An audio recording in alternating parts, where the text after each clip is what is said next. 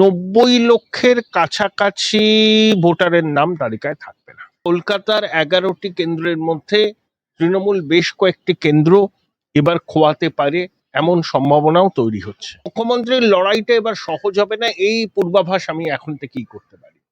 বাঙালি নির্বাচনের আগে ভোটের প্রচারে আবার পাগলু ডান্স দেখবে দেব আর কোয়েল। দিদিমণি তার ঘনিষ্ঠ বৃত্তে থাকা আমলাদের ছাড়তে চান না, সেজন্য উপদেষ্টা করে রাখেন। তৃণমূল খালি বলছে বাংলা, বাঙালির অস্মিতা, বাঙালির স্বার্থ রক্ষা। রাজীব কুমার কোথাকার বাঙালি আর মানিকা গুরুস্বামী কোথাকার বাঙালি, তৃণমূল দলটাই থাকবে না। বিজেপি এবার অনেকটা গুছিয়ে নিয়েছে ঘর, তৃণমূলকে সরকার করতে দেবে না, তাই এটা বিজেপির কাছে একেবারে মরণ বাঁচনের লড়াই। আমি প্রথম থেকে একটা কথা বলে আসছি যে এসআইআর কোনো নতুন প্রক্রিয়া নয়, অতীতেও হয়েছে পশ্চিমবঙ্গে, 2002-তে হয়েছে, এত তামঝাম হয়নি।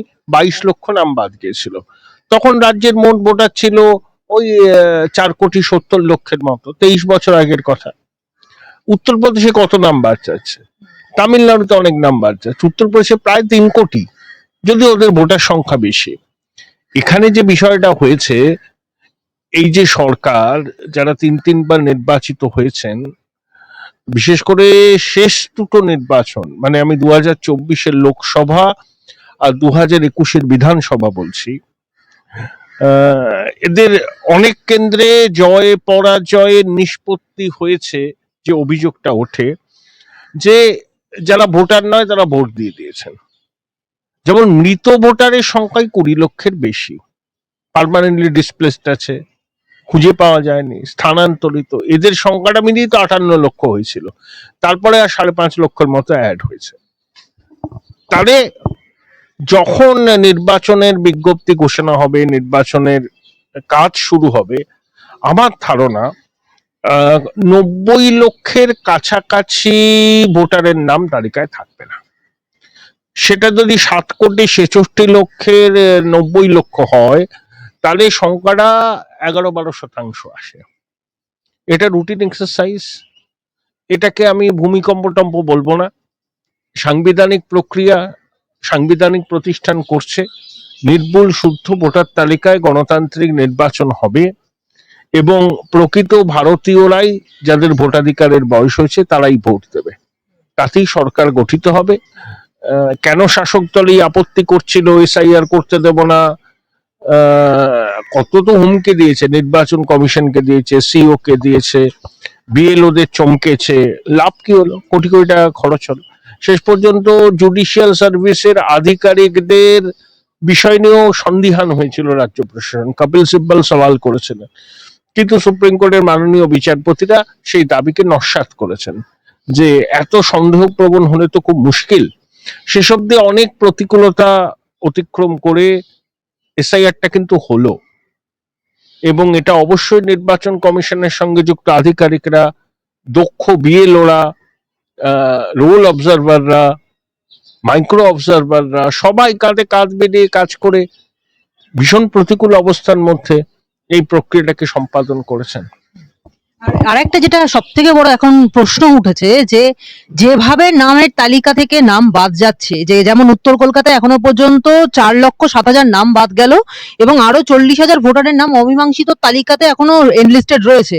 তো 24-এর লোকসভা নির্বাচনে কিন্তু দেখা গেছে যে উত্তর কলকাতার আসনে তৃণমূলের সুদীপ বন্দ্যোপাধ্যায় 92,500-এর মতো ভোটে জিতেছিলেন। তো এই বিপুল সংখ্যক ভোটের যে মানে যাতে তিনি জিতলেন, সেই নাম তো এবার বাদ চলে যাচ্ছে তালিকা থেকে, তাহলে তো সেটা অনেক বড় একটা প্রভাব ফেলতে পারে। আমার যে ধারণা, শ্যামপুকুর, মানিকতলা, জোড়াসাঁকো, চৌরঙ্গি, ভবানীপুর, রাসবিহারী, বেলেঘাটা, এইসব কেন্দ্রে এবার না খুব তুল্যমূল্য লড়াই হবে, এবং আমি নিশ্চিত কলকাতার যে 11টি বিধানসভা কেন্দ্র আছে, তৃণমূল 3 থেকে 4টি কেন্দ্রে এবার নিশ্চিতভাবে হারার মুখে পড়বে। এবং শ্যামপুকুর কেন্দ্র থেকে শশী পাঁচাকে নাকি অন্য জায়গায় নিয়ে যাওয়া হচ্ছে আমি শুনছি। এবং দেখুন, সুদীপ বাবু জিতে গেছেন, এই ভুয়ো ভোটাররা তো সেবার ভোটটা দিয়েছিলেন। মৃত ভোটার, অবৈধ ভোটারের ভোট শাসক দলের পক্ষেই যায়, তারা এই ভোটটাকে করায় 4টের পরে। তাহলে সুদীপ বাবু যে জিতেছেন, তার জয়ের পিছনে প্রশ্নচিহ্ন যদি ওঠে, সেটাকে একেবারে উড়িয়ে দেওয়ার মতো কোনো বিষয় নয়। এখন পরিস্থিতি বদল হয়েছে এবং আমার ধারণা বহু জায়গায় এবার তুল্যমূল্য লড়াই হবে, তুল্যমূল্য। এবং কলকাতার 11টি কেন্দ্রের মধ্যে তৃণমূল বেশ কয়েকটি কেন্দ্র এবার খোয়াতে পারে এমন সম্ভাবনাও তৈরি হচ্ছে। এই যে প্রশ্নচিহ্নর কথা বললেন আপনি সুদীপ বাবুর ক্ষেত্রে, এই প্রশ্নচিহ্নটা কিন্তু মুখ্যমন্ত্রী মমতা বন্দ্যোপাধ্যায়ের ক্ষেত্রেও উঠতে পারে। তার কারণ মমতা বন্দ্যোপাধ্যায়ের কেন্দ্র ভবানীপুরেই এখনো পর্যন্ত 47,094টি নাম বাদ গেছে এবং খসড়া ভোটার তালিকা থেকে 44,000-এর বেশি একটু নাম বাদ ছিল। এবার এখনো প্রায় যে চূড়ান্ত ভোটার তালিকা যেখানে সব মিলিয়ে 47,094টি নাম বাদ গেছে বলে জানা গেছে। আপনার তাহলে কি মনে হয় যে মুখ্যমন্ত্রীও তাহলে সেখানে ওখান থেকে দাঁড়াতে পারবেন না? না না, সে উনি দিদিমণি কেন দাঁড়াবেন না? বাদ গেছে 1,60,000 ভোট তো আছে। মমতা বন্দ্যোপাধ্যায় ওখানকার অলিগলি চেনেন, বাড়ির কড়িবর্গা চেনেন, ওখানে তিনি বড় হয়েছেন, তার পড়াশোনা ওখানে, তিনি ভূমিকন্যা। ভোট বাদ যাওয়া মানেই যে মমতা বন্দ্যোপাধ্যায় খুব বিচলিত হবেন আমি সেটা মনে করছি না। আফটার অল তিনি মুখ্যমন্ত্রী, কিন্তু তার লড়াইটা কঠিন হবে। এবং আমি এটাও বলতে পারি লড়াইটা কিন্তু তুল্যমূল্য হবে। হয়তো শেষাশি মমতাই হাসবেন, কারণ তিনি মুখ্যমন্ত্রী, হেভিওয়েট ক্যান্ডিডেট, ওখানকার মানুষ, জন্ম কর্ম সবই তার ওখানে। কিন্তু মানে একেবারে ওয়াক ওভার তিনি পাবেন না। যেমন শুভেন্দু অধিকারী বারবার করে বলেছেন যে দিদিমণিকে ভবানীপুরে হারাবো, এটা একটা প্রেশার ট্যাকটিস, মনস্তাত্ত্বিক চাপ সৃষ্টি করা, সেটা সব দলই করে। শুভেন্দু হারছে নন্দীগ্রামে বলে কুণাল বাবু বলছেন, কিন্তু মুখ্যমন্ত্রীর লড়াইটা এবার সহজ হবে না, এই পূর্বাভাস আমি এখন থেকেই করতে পারি। এবং কিছু কিছু কেন্দ্রে তৃণমূলের যে প্রার্থীর মানে জয়ের ব্যবধানের থেকেও বেশি নাম এবার বাদ পড়েছে এই এসআইআর এর তালিকা থেকে, এবং এই তালিকায় তো মুখ্যমন্ত্রীর কেন্দ্র খোদ রয়েইছে, তার ছাড়াও রয়েছে দক্ষিণ কলকাতা, বন্দর, রাসবিহারী মতো বড় বড় কেন্দ্রগুলো। তো কলকাতা থেকেই প্রায় 6 লাখের বেশি এইরকম ভুতুড়ে ভোটার বাদ পড়েছে। তাহলে সেক্ষেত্রে তৃণমূলের ভোট ব্যাংকে তো একটা বড়সড় পরিবর্তন আসতে চলেছে। যা ভোটার বাদ পড়েছে তারা যে সবাই তৃণমূলকে ভোট দেয় তার তো কোনো মানে নেই। তবে মৃত ভোটারদের ভোট যেটা পড়ে সেটা শাসক দলের পক্ষে যায়। এবার এমন সংখ্যায় চৌরঙ্গি, বন্দর, জোড়াসাঁকো, ভবানীপুর, মানিকতলা কেন্দ্র থেকে ভোটারদের নাম বাদ পড়েছে। লড়াইটা শাসকের পক্ষে একতরফা হবে না, এইটুকু আমি বলতে পারি। তুল্যমূল্য লড়াই হবে। একটু অন্য প্রসঙ্গে আসি, যে রাজ্যসভায় তৃণমূলের প্রার্থী তালিকায় এবারে বড়সড় একটা চমক এলো এবং দেখা যাচ্ছে যে রাজ্যসভায় যে তৃণমূলের প্রার্থী তালিকা সেখানে গ্ল্যামার কুইন রয়েছেন, সেখানে গায়ক রয়েছেন এবং সেখানে এমনও দুজন রয়েছেন যাদের সঙ্গে রাজনীতির কোনো সম্পর্কই নেই সেই অর্থে। সেখানে কোয়েল মল্লিক রয়েছেন, তার সঙ্গে সেখানে রয়েছেন বাবুল সুপ্রিয়, তারা বলিউড বা টলিউডের তারা রীতিমতো নামজাদা মানুষ, তাদের সঙ্গে রাজনীতির কোনো সম্পর্ক নেই। অন্যদিকে প্রাক্তন ডিজিপি রাজীব কুমার রয়েছেন এবং অন্যদিকে মানেকা গুরুস্বামী রয়েছেন। তো কি মনে হয় যে এতে কোনো স্পষ্ট ইঙ্গিত কি কিছু পাচ্ছেন? বাঙালি নির্বাচনের আগে ভোটের প্রচারে আবার পাগলু ডান্স দেখবে দেব আর কোয়েল একসঙ্গে, দুজনেই সংসদে যাচ্ছেন। বাবুল সুপ্রিয় আসানসোলের সাংসদ ছিলেন, প্রতিমন্ত্রী ছিলেন, তিনি মন্ত্রিসভা থেকে বাদ পড়ায় তিনি তৃণমূলে আসেন। বালিগঞ্জ কেন্দ্রে উপনির্বাচনে খুব কষ্টে শিষ্টে জিতেছিলেন। উপনির্বাচনে কষ্টে শিষ্টে জেতা, তার মানেটা এই দাঁড়ায় বালিগঞ্জের সংখ্যালঘু ভোটার একদা বিজেপির জার্সি পরে থাকা বাবুলকে গ্রহণ করেন। তাই তৃণমূল বাবুলকে বালিগঞ্জ থেকে সরিয়ে দিয়েছে। শোভনদেব চট্টোপাধ্যায় ওখানে দাঁড়াবেন। বাবুল বালিগঞ্জে দাঁড়ালে ওখানে তৃণমূল জিততে পারত না। এটা মমতা বন্দ্যোপাধ্যায় তার রাজনৈতিক দিক থেকে সঠিক সিদ্ধান্ত নিয়েছেন। আর বাবুলের সঙ্গে ইন্দ্রনীল সেন, অরূপ বিশ্বাস সবারই ঝামেলা। তা বাবুল যেহেতু এমপি ছিল, তাকে বাক্স প্যাটাটা গুছিয়ে দিল্লিতে পাঠিয়ে দেওয়া হলো। কোয়েল মল্লিককে আনা হলো, মমতা বন্দ্যোপাধ্যায় সবসময় গিভ অ্যান্ড টেক, ওই একটা ফেস আসলো। ওদিকে দেব আছে, আমি বললাম যে পাগলু ডান্স দেখবে ভোটের প্রচারে। একদিকে ভাতা সাম্রাজ্য তৈরি করেছেন, যুব সাথী, অমুক সাথী, তমুক সাথী, চাকরি দিতে পারবেন না, কর্মসংস্থানের সুযোগ নেই, এটা দিদিমণি স্বীকার করে নিয়েছেন। বলে দিয়েছেন ভাতা নিচ্ছ নাও, চাকরি আর কর্মসংস্থানের বিষয়ে আমাকে প্রশ্ন করো না। এখন যে যুব সমাজের মন ভোলাতে দেবের জনপ্রিয়তা আছে, কোয়েলও শক্তিশালী অভিনেত্রী, তারা যদি প্রচারে পাগলু ড্যান্স করেন মানুষ বিনোদন হবে, দিদিমণি এটাই চাইছেন। তার তো বলার মতো কিছু নেই। কি বলবেন যে আমি 5 বছর ক্ষমতা আসলে এই করবো? 15 বছরে তিনি কি করেছেন সেটা বঙ্গবাসী জানেন। তাই তিনি আর নতুন কোনো প্রতিশ্রুতি দিলে সেটা মানুষের কাছে গ্রহণযোগ্য হবে না। আর রাজীব কুমার, এটা দিদিমণি আহ, রাজীব কুমারকে তার বৃত্তের বাইরে যেতে দেননি।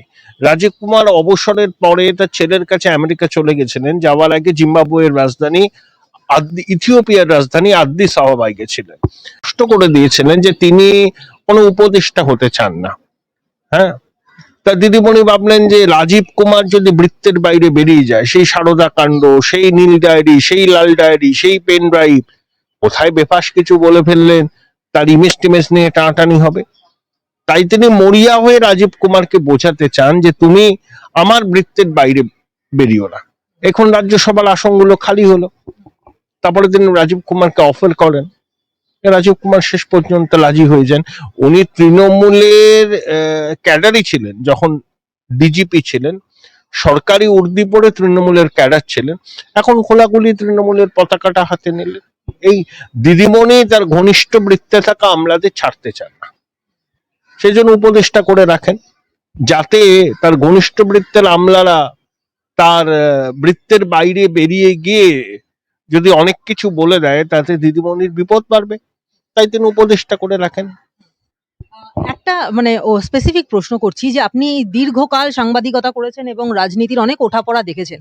সেখানে দাঁড়িয়ে আপনার আজকে এই যে রাজ্যসভার প্রার্থী তালিকা, সেটা দেখে কি মনে হচ্ছে যে মমতা বন্দ্যোপাধ্যায়ের কাছে রাজনৈতিক অনুগত্য থেকেও মানে প্রশাসনিক অভিজ্ঞতার থেকেও রাজনৈতিক আনুগত্যটা অনেক বেশি গুরুত্বপূর্ণ, তাই কি?